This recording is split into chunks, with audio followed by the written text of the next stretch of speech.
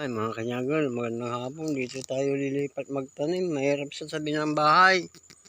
Kakahigi ng mga manok. Yung bunga ng sili ko, kinakain ng mga manok. Sayang ang pagod. Kaya dito na lang ako magtanim. Total, may mga punla naman ako ng mga sili. Dito ko na itatanim sa masukal na ito. Tama-tama, may tubig. Oh, bukal. Dito lang sa gilid-gilid ko itanim. Lilinisan ko ito. Yan, masukal na yan. Tagpasan ko yan.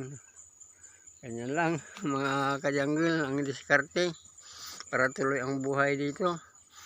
Sayang kasi mga pananim ko sa tabi ng bahay.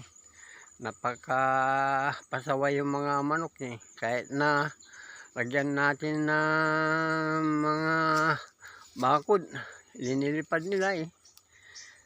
Magastos naman talaga kung pati sa taas lagyan pa natin ng bakod. Wala tayong punan na gagamitin, kaya dito na lang. Tatanim tayo dito, pasimula na naman Total, ang sili na itatanim ko, mabilis lang naman yan. Total, may punla na rin ako doon sa tabi ng bahay. Dito ko na ililipat, mga kajanggol.